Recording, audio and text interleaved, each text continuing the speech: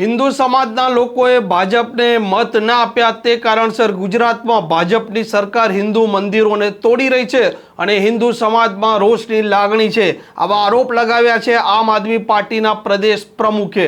નમસ્કાર, આપ જોઈ રહ્યા છો હોટલાઇન ન્યૂઝ અને હું છું આપની સાથે તોફિક ગાંચી. અત્યારે ગુજરાતમાં જે રાજ્ય સરકાર છે તે અનેક મંદિરોને તોડી રહી છે અને ત્યાં ગેરકાયદેસર દબાણ છે, આવા આરોપ લગાવી રહ્યા છે વિરોધ પક્ષના લોકો. આ મંદિરોને લઈને હિન્દુ સમાજના લોકોને એક મોટી આસ્થા હોય છે, પરંતુ રાજ્ય સરકાર ત્યાં દબાણ છે ને તે તોડવા જરૂરી છે અને ત્યાંના સ્થાનિક જે વહીવટી તંત્ર છે ત્યાં ધાર્મિક સ્થળોને નોટિસ આપતા હોય છે. તે કારણસર હિન્દુ સમાજમાં રોષ છે. આવા આરોપ લગાવી રહ્યા છે આમ આદમી પાર્ટીના પ્રદેશ પ્રમુખ ઈસુદાન ગઢવીએ. આ મંદિર તોડવાને લઈને તેમણે શું આહવાન કર્યું છે અને રાજ્ય સરકાર પર શું પ્રહાર કર્યા છે તે આપ સાંભળો.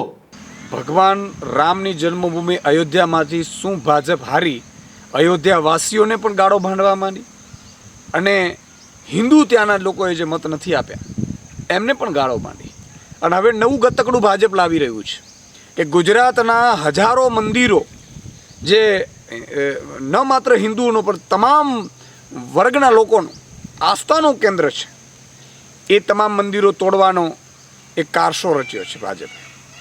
તમને અત્યાર સુધી હિન્દુ મત આપતા હતા એટલે તમે બધું ચલાવતા હતા, હવે હિન્દુ મત નથી આપ્યા, હિન્દુ જાગ્યા છે ત્યારે તમે મંદિર તોડવાના એક કારસા રચ્યા છે. કોર્ટના આદેશના પગલાને તમે વાત કરો છો, તમે એમ કહો છો ગેરકાયદેસર મંદિરો છે, તો ગેરકાયદેસર તો કેટલાય બિલ્ડિંગો છે. તમે ઇમ્પેક્ટ ફીના નામે લાખો બિલ્ડિંગો ગુજરાતમાં કાયદેસર કરી છે. કેટલાય નેતાઓના બંગલાઓ પણ ગેરકાયદેસર છે, એ તમને નડતા નથી. પણ ભગવાન શિવનું મંદિર હોય, હનુમાનજીનું મંદિર હોય, સ્વામિનારાયણ ભગવાનનું મંદિર હોય, ગોવર્ધનનાથજીની હવેલી હોય, આ બધું તમને નડી રહ્યું છે.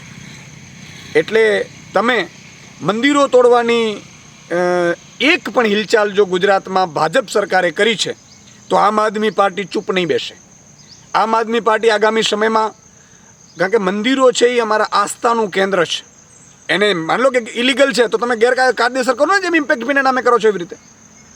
એટલે આમ આદમી પાર્ટી ચલાવી નહીં લે, સાંખી નહીં લે. ભાજપ સરકાર કાન ખોલીને સાંભળી લે કે મંદિરો ઉપર જો બુલડોઝર ચલાવવાની કોશિશ કરી તો આમ આદમી પાર્ટી સાંખી નહીં લે. આગામી સમયમાં રસ્તા ઉપર આવીને વિરોધ કરશે. આગામી સમયમાં આમ આદમી પાર્ટી છે એ વિધાનસભામાં પણ અવાજ ઉઠાવશે અને જરૂર પડે કૂચ કરવી પડશે તો કૂચ પણ કરશે, પરંતુ મંદિરો ઉપર આ ભાજપનો એક પણ બુલડોઝર ચાલ્યું તો સાંખી નહીં લેવાય. જે લોકોએ ઇમ્પેક્ટ ફી નથી ભરી અને ગેરકાયદેસર બિલ્ડિંગો તાણી બાંધી છે, પહેલા તે તોડે અને ત્યારબાદ આ મંદિરોની વાત કરે. જો મંદિરો તોડવામાં આવશે તો હિન્દુ સમાજમાં જે રોષ છે તેમના સાથે આમ આદમી પાર્ટી જોડાશે અને આવનારા સમયમાં રાજ્ય સરકાર સામે આંદોલન કરશે. આ પ્રકારના સમાચાર જો આપને પસંદ આવતા હોય તો હોટલાઇન ન્યૂઝને સબસ્ક્રાઇબ અને શેર કરવાનું ભૂલતા નહીં.